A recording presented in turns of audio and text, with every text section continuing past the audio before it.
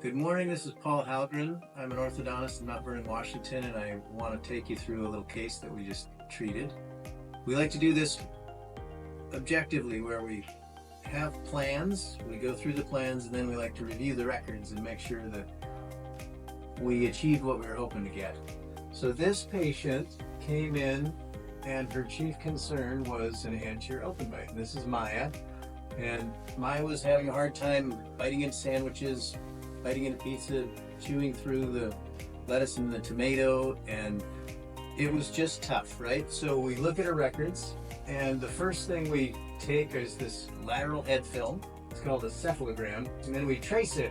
And the big thing we notice is when we draw a line on the base of her lower jaw, her mandible, it intersects the back of her head. That tells me she has a very steep mandibular plane angle. So skeletally, she's kind of been growing apart.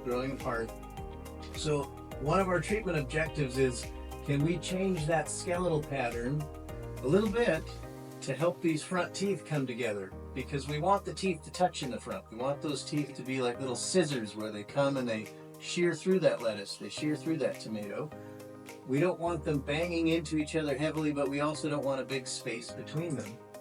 So we go through our treatment. She also had kind of this crowding in the bottom. She had a little space in the front. So if we're going to bring those front teeth together, can we get it so that the back teeth move up and out of the way, and we let this jaw sort of hinge together instead of the teeth just being drugged together with braces or Invisalign or rubber bands? We'd like to see a little bit of a skeletal change by moving the teeth out of the way to get the bones to come together. So fast forward to the end, and we've taken Maya from here to here, where all of these teeth are settling in nicely. We've got those front teeth much closer. The teeth are much more well aligned and rounded. We're not quite all the way together, but the expectation was not that we would get the front teeth hitting together when it's the bones that are apart, but very, very close, so she can actually tear through and use those incisors, right? And then when we look at her x-rays, you can see how much closer and nicer these front teeth are coming together. Now we're going to check on her lateral head film, the cephalogram, and we side by side her initial head film, where you can see that steep mandibular plane angle intersecting the back of her skull, front teeth not touching. We still have that steep mandibular plane angle, but you can see these front teeth are much closer. Everybody's coming together.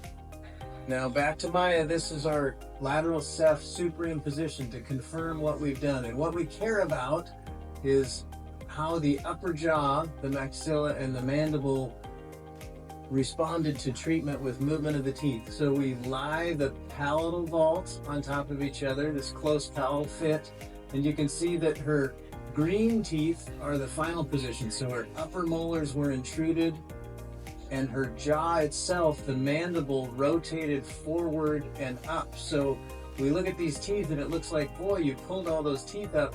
No, we actually got this skeletal change by rotating the mandible itself to come in closer contact. And at the end of the day, when you're treating an adult, you're trying to obtain certain objectives, make them happy, make them smile, but you're trying to get Maya from here to here, so functionally she's in a much better place, and work on those retainers, right? The rest of her life, it's important. Okay, thanks so much. Have a great day.